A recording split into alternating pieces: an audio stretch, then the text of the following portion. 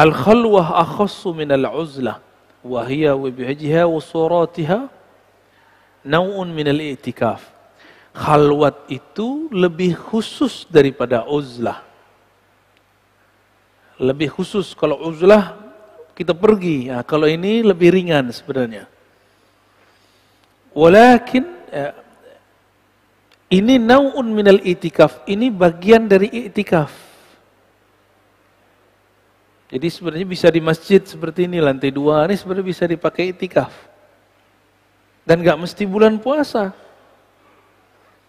Karena bulan puasa, mohon maaf ya Pak Pengurus, yang nyeting i'tikaf bukan ustadz. Akhirnya ala-alaan, tahu ala-alaan. I'tikaf, tapi isinya bukan i'tikaf. Nabi i'tikaf bulan puasa 10 hari terakhir. Apa yang Nabi buat? Nabi membuang semua aktivitas-aktivitas duniawinya. Handphone disimpan pastinya, ya. Itu bid'ah itu, lagi i'tikaf kok masih pakai handphone. Apalagi kajian dikurangi. Cukup kajian-kajian yang mengarah kepada tazkiyatun nafs, merawat kolbu. Itu harus dikurangi. Jangan banyak muzakarah. Pengajiannya cukup 2 kali aja, pagi atau malam gitu. Atau sore sebelum berbuka. Jangan banyak-banyak. Banyakin waktu untuk tafakkur, untuk zikrullah, untuk khataman Quran, untuk sholat. Kita ini 11 bulan udah kebanyakan pengajian, ngamalinnya belum. 10 hari aja ngamalin. Maka ada namanya kurikulum i'tikaf. Nanti kalau mau buat i'tikaf di sini saya kasih kurikulumnya, dan saya ijazahkan. Nanti kita ada namanya risalatul i'tikaf, risalah i'tikaf. Ada panduannya dari bangun tidur sampai mau tidur lagi. Bahkan kalau perlu nggak usah tidur. Cuma 10 hari. Dan seumur hidup saya, itulah hari-hari terindah selain mengaji ma'rifatullah. Jadi hidup saya 2 aja. Ngaji ma'rifatullah itu nikmat sekali. Yang kedua i'tikaf. I'tikafnya sudah nggak ngajar. Jadi nggak direcokin lagi sama jamaah. Kalaupun ngajar, yang kita ajarkan itu panduan i'tikafnya. Ngapain lagi i'tikaf? Ini zikir yang diamalin, ini adab yang dipakai. Itu nikmatnya bukan main. Kalau orang bilang lagi kasmaran, hanya aku dan engkau. Itulah yang terjadi kalau lagi i'tikaf. Hanya aku dan engkau ya Allah. Nikmatnya bukan main. Man lam yazuk lam ya'rif. Yang enggak tahu, enggak pernah coba, enggak akan pernah mengerti. Tapi kalau yang pernah coba i'tikaf Allah itu, mengerti maksud saya. Ya. Nau'un minal i'tikaf, dia salah satu bagian yang mirip dengan i'tikaf, bedanya tidak mesti di masjid. Jadi khalwat itu boleh di tempat yang di rumah kita ada ruang sholat, boleh. Cuma kalau di rumah kayaknya susah ya. Baru mau putar tasbih, anak datang. Kalau enggak, emaknya anak.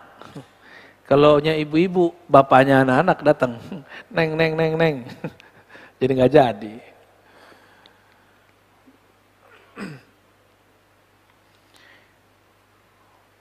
Walakin la fil masjid wa rubama kanat fi. Boleh di masjid, boleh di luar masjid. Nabi sebelum beliau bertugas jadi seorang rasul, beliau sudah nabi. Di mana beliau berkhalwat? Goa Hira.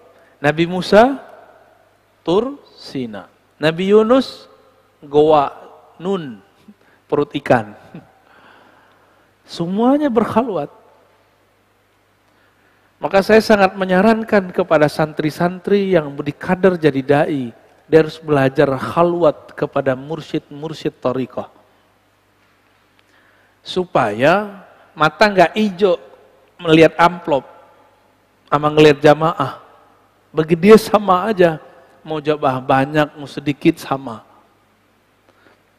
Kalau si da'i ini tidak kenal Allah, tidak mengenal bahwa Allah ini maha memberi rezeki, maka dia marah jika kurang dihargai dengan amplop yang tipis. Ini serius Pak.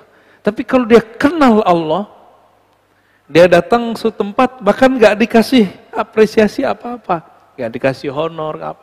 Dia tahu rezekiku tidak kemana. Berarti setelah ini akan ada ghanimah di tempat lain. Itu kalau dia kenal Allah. Cuma kalau nggak kenal Allah, ya salam. Jadi masjid dipandang lewat amplopnya. Mohon maaf, ini curhat para ustadz. Ya orang masjid jangan uji juga ustadz. Antum bukan yang uji ustadz, yang uji ustadz itu Allah langsung ya. Tapi kalau itu kejadian para da'i, dia kalau sudah sering berkhalwat bersama Allah, maka dia akan lebih kenal kepada Allah. Kalau dia sudah kenal Allah, dia sudah tahu pola-pola Allah memberi rezeki. Ya. Jadi jangan jadi ustadz da'i penceramah dulu kalau belum pernah khalwat. Minimal 40 hari, 10 hari, 10 hari, 10 hari, 10 hari. Ya, mau jadi ustadz kan? Khalwat dulu, ini santri saya nih. Dulu belum bisa baca kitab sampai bisa baca kitab. Nggak ngerti di luar. Bahasa Arabnya sama kayak orang di luar negeri. Kelas 5 itu kelas berapa tuh? Kelas 2 ya. 2 SMA atau kelas 1 SMA saya udah ngajar pakai bahasa Arab. Mereka itu. Cuma kita kasih tahu dari dulu. Ustadz itu nggak hanya bisa baca kitab kuning. Nggak hanya yang bisa bahasa Arab. Kalau bisa bahasa Arab doang, orang Arab baru lahir bisa ngomong bahasa Arab. Bener? Ya, yang tinggal di Condet mah bisa pakai ane ente, kif haluk, ya bisa. Bukan itu. Ad-da'i ilallah, orang yang mengajak kepada Allah adalah orang yang tahu jalan kepada Allah. Saya mau ngajak Bapak Ibu ini ke puncak. Tapi nggak tahu jalan ke puncak, diajak ke Banten. Kebetulan di sana ada namanya puncak. Tersesat nggak? Muter-muter nggak? Oh itu kejadian. Saya datang ke suatu tempat, kita bilang ke sopir angkot, Pak, saya mau charter Anda. Tapi kamu tahu nggak alamat ini? Oh saya tahu. Beneran? Tahu? 3 kali saya nanya. Oh saya tahu. Kita diajak ke selatan padahal kita mau ke utara Pak. Itu kejadian.